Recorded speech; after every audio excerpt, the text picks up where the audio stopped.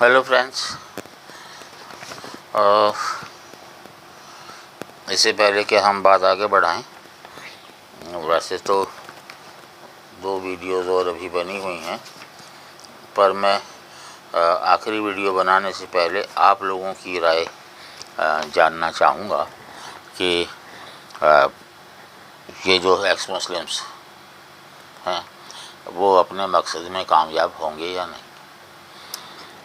एक बात जो मैं देख रहा हूँ कि पहली बार हुआ है ऐसा कि रिस्पांस ठीक ठाक है। मुझे ये समझ नहीं आता कि मेरी जो पहले की वीडियोस थी, अब उन्हीं को मैंने आगे बढ़ाया एक तरह से।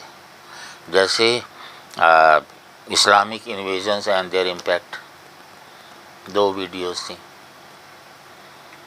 जैसे अनटचेबिलिटी में, प्रील्यूड टू अनटचेबिलिटी में भी वीडियोस थी। तो वो तो चला ही आ रहा था, impact of Islam in general, लेकिन इस पर्टिकुलर इशू को लेकर के इतना ज़्यादा गर्म होना मुझे तो समझ आता नहीं। वैसे भी इतना ज़्यादा कहाँ है, हमारे तो व्यूअर्स ही नहीं है कहा जाए तो। इन्हीं मुद्दों पे अगर एक्स मुस्लिम्स का कोई चैनल होता है, सचवाला जी का या समीर का, या लाखों सब्सक्राइबर बन जाते हैं उनके। खैर, मेरा कोई इरादा नहीं है आपसे ये कहने का कि आप इसको सब्सक्राइब करो या प्रमोट करो। अब ये तो आपकी समझ पे निर्भर करता है। अगर आपको लगता है कि बात सही हो रही है तो फिर अगर आप कन्विंस्ड हैं तो दूसरों तक पहुंचाइए, और अगर आप कन्विंस नहीं हैं तो आप भी देखना बंद कीजिए। कोई बीच का रास्ता नहीं होता कभी। एक अच्छी खबर ये है कि वो जो मेरी किताब थी, the truth about caste and other essays, इस फोर्टनाइट में, अगले फोर्टनाइट में वो पब्लिश हो जाएगी। और मैं एक और किताब पे काम कर रहा हूँ। वो मतलब बहुत बड़ा काम है वो। नाम सुन के ही लोग हंसते हैं, है भी ऐसा। उसका नाम है the modern history of ancient India, an anthropology for India. मैं आपको पहले भी बता चुका हूँ कि जो कुछ हमें पढ़ाया गया, जो हमने पढ़ा, जो हमने अपने बच्चों को पढ़ाया, उसमें क्या सही क्या नहीं, इसी चैनल पे मैं क्या 12 या 13 वीडियोज़ हैं, the history that never was, और 7 ऐसी हैं द हिस्ट्री दैट वाज। तो पढ़ते पढ़ते इतनी बात तो समझ आई है कि जो मैं जान रहा हूँ वो दूसरे लोग क्यों ना जाने। लेकिन अभी ये जो हम बना रहे हैं ये थोड़ा हट के बना रहे हैं उस मेन मुद्दे से। मैंने कहा था उसको जो है लास्ट वीडियो होगी, फिर मैंने चाहा कि पहले आपका रिस्पॉन्स भी जान लो कि एक्स मुस्लिम क्या कामयाब होंगे या नहीं, नहीं होंगे तो क्या करना चाहिए उनको, कामयाब होंगे तो क्यों कामयाब होंगे। जो जागरूक जो हैं सब्सक्राइबर, मेरा ख्याल है वो रिस्पॉन्ड करेंगे। स्पेसिफिक होना चाहिए, एक्सप्लेनेटरी नहीं होना चाहिए। तो शुरू करें। अभी मैं एक बुक पढ़ रहा था, द हिस्ट्री ऑफ एंटिक्विटी, 1877 में लिखी थी मैक्स डंकर ने। क्या लिखता है वो? Hence, Buddha commands us to be without selflessness towards all men, to spend nothing on ourselves that is intended for another. To speak hard words to a fellow man is a great sin. No one is to be injured by scorning speeches. A man must be liberal towards his relations and friends, gentle towards his servants. He must give alms without any intermission and practice works of mercy. He must provide nourishment for the poor and must take care of the sick and alleviate their sorrows. He must plant wholesome herbs, trees and groves, especially on the roads, that the poor and the pilgrims may find nourishment and shade. He must dig well for them, receive travelers hospitably, for that is a sacred duty, and erect inns for them.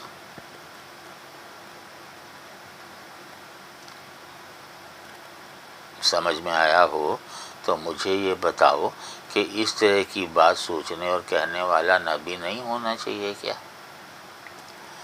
नबी की qualities तो ये होनी चाहिए। इनमें से बहुत सारी बातें तो आपको मिलती नहीं हैं होली बुक में। तो वो कहते हैं कि 1,24,000 नबी भेजे उन्होंने दुनिया के हर कोने में।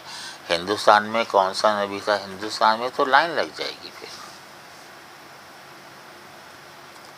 और फिर कहते हैं वो आखिरी था, तो बाबा नानक क्या नबी नहीं थे? काबा में जाकर के समझा दिया लोगों को।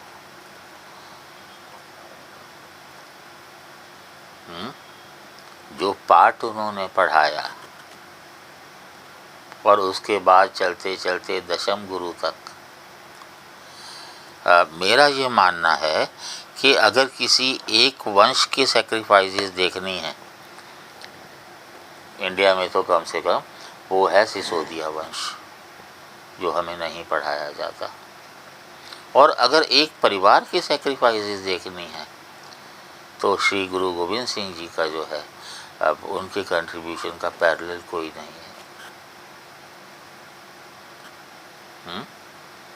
जहाँ कत्लो किताल की बात होती है होली बुक में, गुरुजी क्या कहते हैं?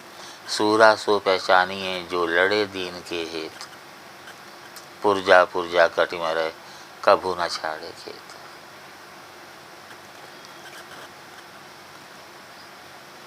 तो हमारे यहाँ तो जितने भी धर्म गुरु हुए हैं, मैं उनको धर्म गुरु कहूँगा, मजहबी गुरु नहीं कहूँगा, वो सारे के सारे तो मानवता की बात करते थे।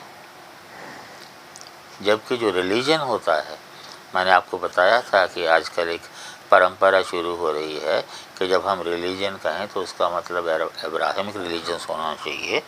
तो उनकी तो क्लियर कट बाइनरी है, वी एंड दे।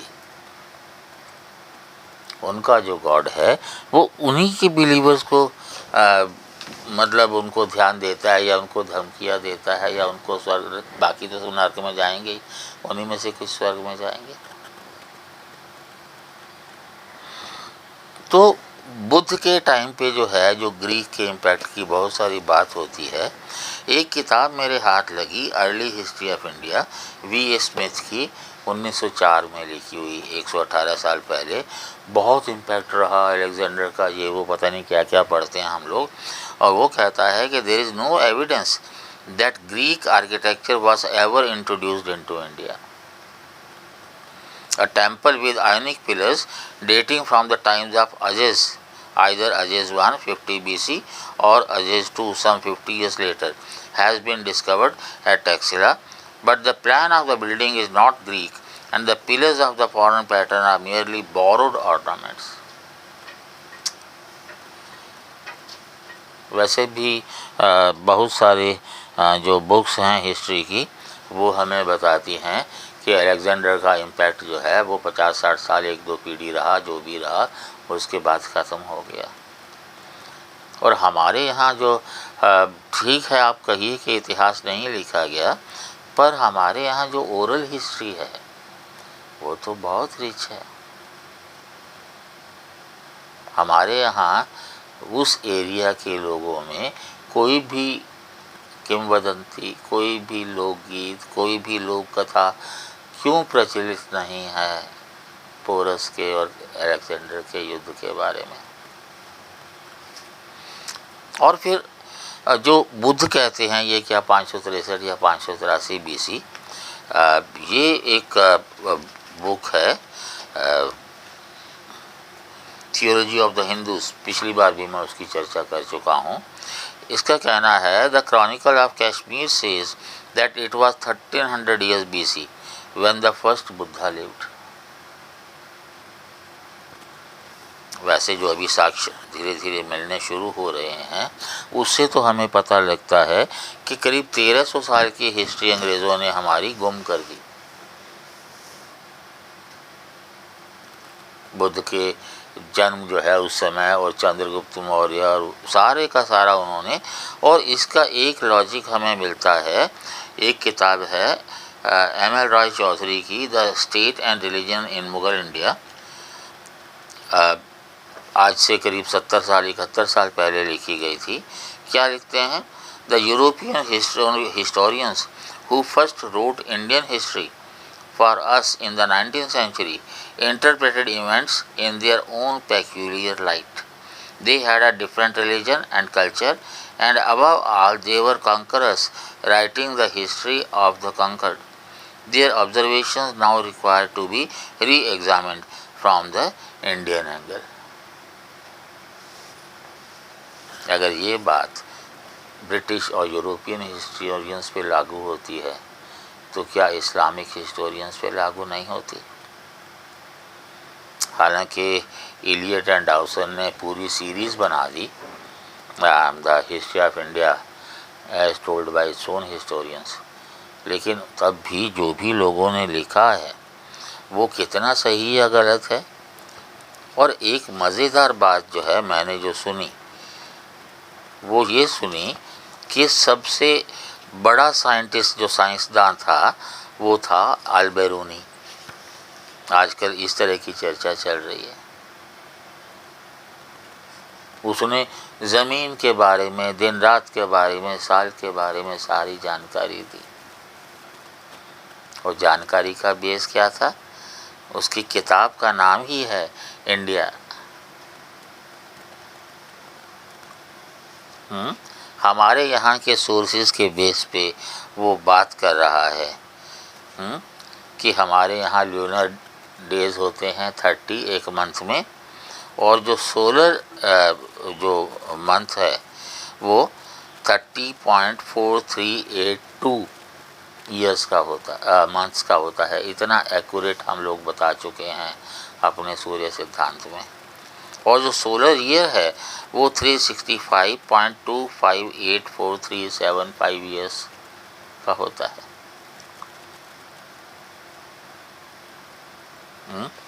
और सिर्फ मैं चाह नहीं रहा कि मैं इंडियन सोर्सेज की बात करूं, क्योंकि मैंने आपको बताया है कि मैं इंडियन एस्ट्रोनॉमी के बारे में एक अलग से वीडियो बनाऊंगा। पर उसके बावजूद इंडियन गजेटियर वॉल्यूम 4 पेज 218, इसमें क्या बात की गई है, ये विलियम हंटर और लोगों की बात है। The length of the Hindu tropical year as deduced from the Hindu tables is 365 days 5 hours 50 minutes 35 seconds। जबकि इन लोगों ने साइंस के बेस पे अब 200-300 साल पहले कैलकुलेट किया 365 days 5 hours 48 minutes and 49 seconds। हमारे जो गणना की गई थी वो करीब 4000 साल पहले की गई थी। तो 4000 साल में करीब करीब जो है 40.5 मिनट का फ़र्क पड़ जाता है दिन रात में, साल के एक साल में। तो ये बताते हैं कि उस हिसाब से तो गलत नहीं है वो। और the circumference of earth is 4967 yojanas, इस diameter is 1581.25 yojanas. A yojana is equal to 5 English miles। The circumference of Earth therefore would be 24,835 miles and its diameter 7,905.5/24 miles। Aryabhata का कैलकुलेशन है। और जितने भी एक्स मुस्लिम हैं, मैंने बताया था ना पाकिस्तान वाले ज़्यादा बड़े साइंटिस्ट बनते हैं, कि साइंस तो थी ही नहीं, प्रूव करके बताओ। पढ़ लो भैया थोड़ा बहुत। हालांकि जो पाकिस्तानी मुल्हिद है हैरिस सुल्तान, वो तो ये कहता है कि उसको अफसोस है कि उसने हिस्ट्री नहीं पढ़ी और अब पढ़ेगा। तो पढ़ेगा तो अगर वो सिर्फ इंडियन हिस्ट्री ही पढ़ ले एंशिएंट इंडिया ढंग से, तो मुझे नहीं लगता कि बहुत ज़्यादा बात करनी पड़ेगी। और फिर इस्लाम की शुरुआत की जो बात है, माउंटस्टार्ट एपिस्टन 1841 में किताब लिखी है उन्होंने, पहले बैकग्राउंड बताया है और फिर कंक्लूड किया है। Such was the nation that give birth to the false prophet whose doctrines have so long and so powerfully influenced a vast portion of the human race. Definitely, अगर पूरी दुनिया पे इम्पैक्ट डालने वाले दो लोगों का नाम लिया जाए, कौन पहला है कौन दूसरा है हम नहीं कह सकते। एक जीसस है, ईसा बिन मरियम, और दूसरा मोहम्मद है, मोहम्मद बिन, आप लोगों को पता है। क्रिश्चियनिटी का जो एक तरह से परफॉर्मेंस घटने लगा, उसकी वजह था beginning of print media, news spread. और इस्लाम का जो इसी तरह से जो फेज़ आ रहा है, उसकी वजह है आपका सोशल मीडिया। तो शुरुआत तो हो चुकी है। ये जो बताते हैं फिर से कि हमारे साइंटिस्ट, ये एक बुक है Hindu achievements in exact science, professor सरकार की लिखी हुई है 1918 की। द सार्सेंस कहते हैं अरब्स को, अरब मुस्लिम्स को, learned from the Hindus both the systems of numeration and the method of computation. Even in the time of Caliph Walid 705 to 15, the Saracens had to depend on alphabetical symbols. They had no figures for numerical numbers yet. A Hindu scientific mission reached Mansur's court from Sindh in 773. This introduced the Muslims to Hindu astronomical tables. The Saracen astronomical works thus compiled was abridged by Musa, the librarian of Caliph Mamun, 813 to 33, and he studied and communicated to the countrymen the Indian compedious method of computation, that is, their arithmetic and their analytic calculus. This was the first introduction of the decimal system amongst the Saracens, 830. They have ever since acknowledged their debt to Hindus. Al-Biruni, 1033, wrote, "The numerical signs which we use are derived from finest forms of the Hindu signs." और ये जो है मुल्ला मौलवी कहते हैं कि सबसे बड़ा साइंटिस्ट जो है वो अल-बिरूनी है, क्योंकि उसने हमें बताया है। मैसेंजर तो वही हुआ ना।